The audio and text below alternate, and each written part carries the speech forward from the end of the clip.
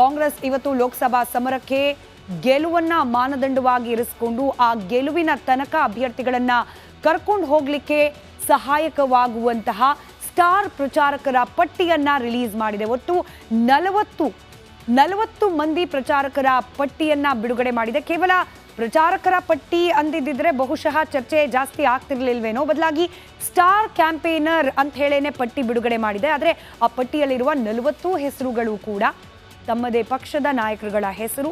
ಸಾಮಾನ್ಯವಾಗಿ ಸಿನಿಮಾ ರಂಗ ಅಥವಾ ಬೇರೆ ಬೇರೆ ರಂಗಗಳಿಂದ ಕೆಲ ಸೆಲೆಬ್ರಿಟಿಗಳು ಅಂತ ಹೇಳೇನೆ ಕೆಲವರನ್ನ ಈ ಪಟ್ಟಿಯಲ್ಲಿ ಸೇರಿಸಲಾಗುತ್ತೆ. ಚುನಾವಣೆಯ ಅಭ್ಯರ್ಥಿಗಳ ಪರವಾಗಿ ಬಂದು ಅವರು ಕ್ಯಾಂಪೇನ್ ಮಾಡ್ತಾರೆ ಅಂತ ಹೇಳಲಾಗುತ್ತೆ. ಆದರೆ ಸದ್ಯಕ್ಕೆ ಕಾಂಗ್ರೆಸ್ನ ಈ ಪಟ್ಟಿಯಲ್ಲಿ ಕಾಣೋಕೆ ಸಿಗ್ತಾ ಇರೋದು 40ಕ್ಕೆ 40 ಮಂದಿಯೂ ಕೂಡ ಕಾಂಗ್ರೆಸ್ನದ್ದೇ ಸದಸ್ಯರು, ಕಾಂಗ್ರೆಸ್ನದ್ದೇ ನಾಯಕರು.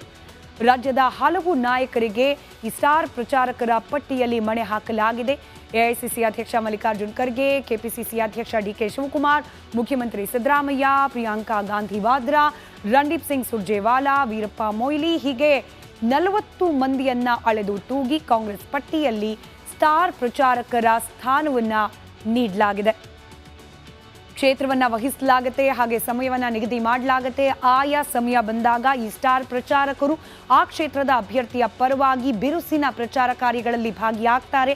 Rally, road ಶೋಗಳಲ್ಲಿ ಭಾಗಿಯಾಗ್ತಾರೆ. ಅಬ್ಬರದ ಪ್ರಚಾರಗಳನ್ನ ಮಾಡ್ತಾರೆ. ಆ ಮೂಲಕ ಮತದಾರರ ಮನಸ್ಸಿನಲ್ಲಿ ಅಭ್ಯರ್ಥಿ ಪರವಾಗಿ ಅಚಲವಾದ ನಂಬಿಕೆಯನ್ನ, ವಿಶ್ವಾಸವನ್ನ, ಮತಗಟ್ಟೆಗೆ ಹೋದ ಸಂದರ್ಭದಲ್ಲಿ ಆ ಅಭ್ಯರ್ಥಿಯ ಪರವಾಗಿ ಮತದಾನ ಮಾಡಬೇಕು ಅನ್ನೋ ನಿರ್ಣಯವನ್ನ ಮತದಾರರು ಕೈಗೊಳ್ಳುವಲ್ಲಿ ಈ ಸ್ಟಾರ್ ಪ್ರಚಾರಕರ ಪಾತ್ರ ಕೂಡ ಬಹಳ ದೊಡ್ಡದಿರುತ್ತೆ. ಹಾಗಾದ್ರೆ ಕಾಂಗ್ರೆಸ್ನ ಸ್ಟಾರ್ ಪ್ರಚಾರಕರ ಪಟ್ಟಿಯಲ್ಲಿ ಯಾರೆಲ್ಲರಿದ್ದಾರೆ ಕ್ವಿಕ್ ಆಗಿ ಗಮನಿಸ್ತಾ ಹೋಗೋಣ. ನಾನಾಗಲೇ ಹೇಳಿದಾಗೆ ಮುಖ್ಯಮಂತ್ರಿ ಸಿದ್ದರಾಮಯ್ಯ ನೋ ಡೌಟ್ ಹಳೆ ಮೈಸೂರು ಭಾಗ, ಕಲ್ಯಾಣ ಕರ್ನಾಟಕ ಭಾಗ, ಉತ್ತರ ಕರ್ನಾಟಕ ಭಾಗದಲ್ಲೂ ಕೂಡ ಸಿದ್ದರಾಮಯ್ಯ ಅವರು ಅತಿ ಹೆಚ್ಚಿನ ರ್ಯಾಲಿಗಳನ್ನು ನಡೆಸುವ ಮೂಲಕ ಆಯಾ ಕ್ಷೇತ್ರದಲ್ಲಿರ್ತಕ್ಕಂಥ ಕಾಂಗ್ರೆಸ್ನ ಅಭ್ಯರ್ಥಿಗಳ ಗೆಲುವಿಗೆ ಶ್ರಮವನ್ನು ವಹಿಸಲಿದ್ದಾರೆ. ಒಂದು ರೀತಿಯಲ್ಲಿ ಸಿದ್ದರಾಮಯ್ಯ ಅವ್ರಿಗೂ ಕೂಡ ಲೋಕಸಭಾ ಚುನಾವಣೆಯ ಫಲಿತಾಂಶ ಉತ್ತಮವಾಗಿ ಬರೋದು ಪ್ರತಿಷ್ಠೆಯ ಪ್ರಶ್ನೆ ಕೂಡ ಹೌದು. ಪ್ರತಿಷ್ಠೆ ಕೇವಲ ಸಿದ್ದರಾಮಯ್ಯ ಅವರಿಗೆ ಮಾತ್ರವಲ್ಲ, ಈಕ್ವಲಿ ಡಿಕೆ ಶಿವಕುಮಾರ್ ಅವರಿಗೂ ಕೂಡ ಪ್ರತಿಷ್ಠೆಯ ಪ್ರಶ್ನೆ. ಸಂಘಟನಾ ಚತುರ ಅಂತ ಹೇಳಿ ಕರೆಸ್ಕೊಳ್ತಾ ಇದ್ದಾರೆ ಕಾಂಗ್ರೆಸ್ ಪಾಳ್ಯದಲ್ಲಿ. ಹೆಚ್ಚಿಗೆ ಗೆಲುವನ್ನ ತಂದು ಕೊಡುವಲ್ಲಿ ಡಿಕೆ ಶಿವಕುಮಾರ್ ಅವರ ಪಾತ್ರ ಕೂಡ ಅತ್ಯಂತ ಪ್ರಮುಖವಾಗಿರುತ್ತೆ ಅನ್ನೋದು ಕಳೆದ ವಿಧಾನಸಭಾ ಚುನಾವಣೆ ಸಂದರ್ಭದಲ್ಲೂ ಕೂಡ ಗಮನಿಸಿದ್ವಿ.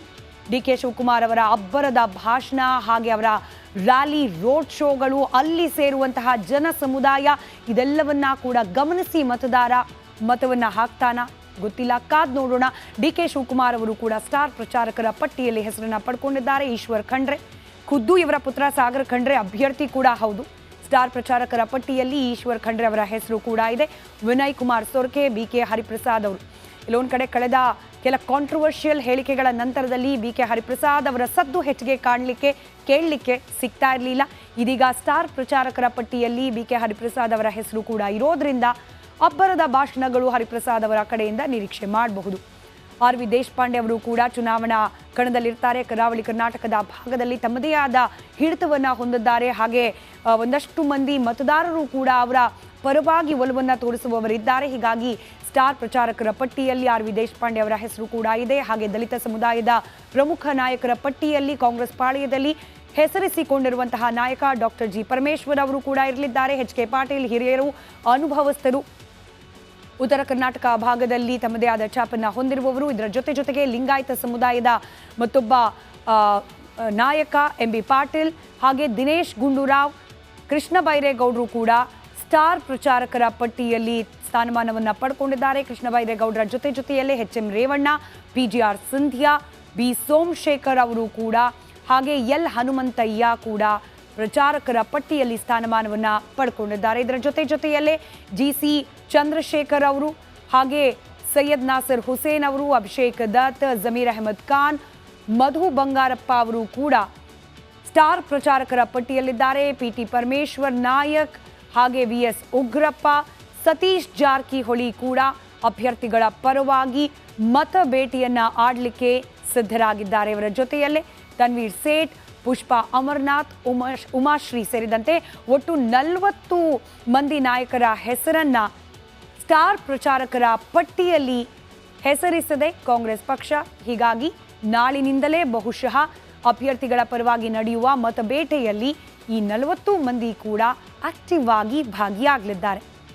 ಇನ್ನು ಆಕ್ಟಿವ್ ಪಾರ್ಟಿಸಿಪೇಷನ್ ಕ್ಷೇತ್ರ ವ್ಯಾಪ್ತಿಯಲ್ಲಿ ಕಾಂಗ್ರೆಸ್ಗೆ ಕೋಲಾರ ದೊಡ್ಡ ತಲೆಬಿಸಿಯಾಗಿತ್ತು. ಕೊನೆಗೂ ಆ ಕಾದಾಟಕ್ಕೆ ಒಂದು ಮುಲಾಮನ್ನ ಹಚ್ಚುವಲ್ಲಿ ಕಾಂಗ್ರೆಸ್ನ ನಾಯಕರು ಯಶಸ್ವಿಯಾಗಿದ್ದಾರೆ. ಆದರೆ ಆ ಗಾಯ ಸಂಪೂರ್ಣವಾಗಿ ಮಾಯ್ತಾ, ಕಂಪ್ಲೀಟ್ ಆಗಿ ಗುಣಮುಖವಾಯ್ತಾ ಅಂತ ಕೇಳಿದ್ರೆ ಪ್ರಶ್ನೆ ನೋ ಅನ್ನೋ ರೀತಿಯಲ್ಲೇನೆ ಉತ್ತರ ಸಿಗ್ತಾ ಇದೆ.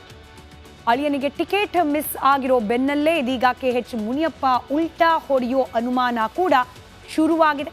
ಇದಕ್ಕೆ ಕಾರಣವಾಗ್ತಾ ಇರೋದು ಅವರೇ ಆಡಿರುವ ಮಾತು. ಈ ಅನುಮಾನಕ್ಕೆ ನೀರೆರಿತಾ ಇದೆ.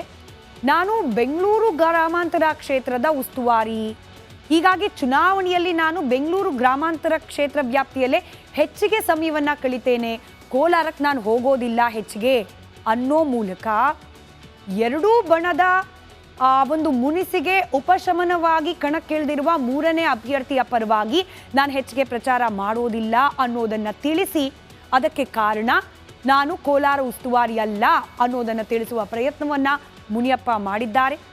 ಕರೆದರೆ ಮಾತ್ರ ಕೋಲಾರಕ್ಕೆ ಪ್ರಚಾರಕ್ಕೆ ಹೋಗ್ತೀನಿ ಅಂತ ಕೂಡ ತಿಳಿಸಿದ್ದಾರೆ. ಈ ಧಾಟಿಯಲ್ಲಿ ಅವ್ರು ಮಾತನಾಡಿರೋದು ಎಲ್ಲವೂ ಸರಿ ಹೋಗಿಲ್ಲ ಅನ್ನೋ ಅನುಮಾನವನ್ನು ಮತ್ತಷ್ಟು ಹೆಚ್ಚು ಮಾಡ್ತಾ ಇದೆ. ಕಾಂಗ್ರೆಸ್ ಪಕ್ಷದ ಅಭ್ಯರ್ಥಿ ಗೌತಮ್ ಇವತ್ತು ಮುನಿಯಪ್ಪ ಅವರನ್ನು ಭೇಟಿ ಮಾಡಿದ್ರು. ನನಗೆ ಟಿಕೆಟ್ ಕೊಟ್ಟಿರೋ ವಿಚಾರದಲ್ಲಿ ಅವರಿಗೆ ಯಾವುದೇ ರೀತಿ ಕೋಪ ಇಲ್ಲ ಅಂತ ಕೂಡ ಮಾಧ್ಯಮದ ಮುಂದೆ ಮಾತನಾಡಿದ್ರು. ಏನು ಮಾತನಾಡಿದ್ರು ಕೋಲಾರದ ಕಾಂಗ್ರೆಸ್ನ ಅಧಿಕೃತ ಅಭ್ಯರ್ಥಿ ಕೇಳಿಸ್ಕೊಳ್ಳಿ. ಅವ್ರು ತೀರ್ಮಾನ ಮಾಡಬೇಕು.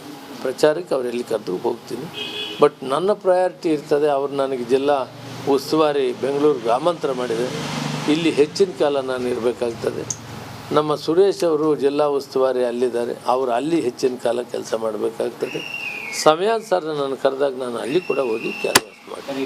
Thank you. ಇಷ್ಟೆಲ್ಲ ಆಯ್ಕೆ ಗೊಂದಲ ನಡುವೆ ಅಭ್ಯರ್ಥಿ ಕಣಕ್ಕಿಳಿತಾ ಇದ್ದಾರೆ. ಒಂದು ವೇಳೆ ಕೋಲಾರದಲ್ಲಿ ಕಾಂಗ್ರೆಸ್ ಸೋತ್ರೆ ಅದರ ಹೊಣೆಗಾರಿಕೆ ಯಾರು ಹೊರಬೇಕು? ಮುನಿಯಪ್ಪ ಅವರು, ರಮೇಶ್ ಕುಮಾರ್ ಬಣದವರು, ಅಥವಾ ಟಿಕೆಟ್ ಅನೌನ್ಸ್ ಮಾಡಿದ ರಾಜ್ಯ ನಾಯಕರು ಯಾರು ಹೊಣೆಗಾರರಾಗ್ತಾರೆ? ಅದನ್ನು ನಾನು ಹೇಳೋದಿಲ್ಲ, ನೀವು ತೀರ್ಮಾನ ಮಾಡಿರೋದನ್ನು ಕೇಳಿ. ತೀರ್ಮಾನ ಮಾಡಿವರಲ್ಲ ಅವ್ರನ್ನ ಕೇಳಿಸಿ. ಇವತ್ತಲ್ಲಿ 25 ವರ್ಷದಿಂದ ಭಾಳ ನಮ್ಮ ತಂದೆ ಜೊತೆ ಒಡನಾಡಿಗಳವರು ನನಗೆ ಸಪೋರ್ಟ್ ಮಾಡ್ತೀನಿ ಅಂದರೆ ನಾನು ಅವ್ರನ್ನ ಆಶೀರ್ವಾದ ತಗೊಳ್ಳೋಕ್ಕೆ ತಿರ್ಗಾ ಬಂದಿದ್ದೀನಿ. ಹೇಗಿದೆ ಪರಿಸ್ಥಿತಿ? ನನ್ನ ವಿಚಾರದಲ್ಲಿ ಯಾವುದೇ ಅವರು ಬೇಸರ ಇಲ್ಲ. ಅವ್ರಿಗೇನೋ ಪರ್ಸನಲ್ ಬೇರೆ ಏನೋ ಇತ್ತು, ಅದೇನೋ ಮಿಸ್ಅಂಡರ್ಸ್ಟ್ಯಾಂಡಿಂಗ್ ಆಗಿತ್ತು. ಆದರೆ ನನ್ನ ವಿಚಾರ ಬಂದಾಗ ಇಬ್ಬರು ಒಡಗೂಡಿ ಕೆಲಸ ಮಾಡ್ತಾರೆ. ಈಗ ತಾನೇ ನಾವು ಎಲ್ಲ ಶಾಸಕರ ಜೊತೆ ಮೀಟಿಂಗ್ ಮಾಡ್ಕೊಂಬಂದ್ವಿ. ಅವರೇ ಕರೆಸಿದ್ರು, ಎಲ್ಲ ಮೀಟಿಂಗ್ ಮಾಡಿದ್ರು. ಈಗ ಸಾಹೇಬ್ರ ಜೊತೆನೂ ನಾನು ಮಾತಾಡಿದ್ದೀನಿ. ಏನು ಗೊಂದಲ ಏನಿಲ್ಲ. ಗೊಂದಲಕ್ಕೆ ಒಂಥರ ತೆರೆ ಎಳೆದಂಗೆ ಲೆಕ್ಕ. ಅಷ್ಟು ಸುಲಭನ ಗೊಂದಲಗಳಿಗೆ ತೆರೆ ಎಳೆಯೋದು? ಗೊತ್ತಿಲ್ಲ.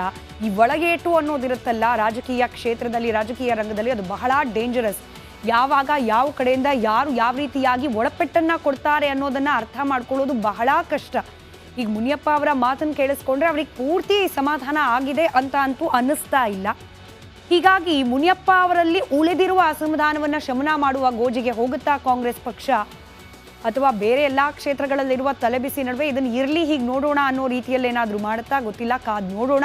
ವಿಶ್ವಾಸವನ್ನು ವ್ಯಕ್ತಪಡಿಸಿದ್ದಾರೆ ಕಾಂಗ್ರೆಸ್ ಅಭ್ಯರ್ಥಿ ಗೌತಮ್. ನಮ್ಮ ತಂದೆಯವರ ಕಾಲದಿಂದಲೂ ಕೂಡ ನಮ್ಮ ಕುಟುಂಬ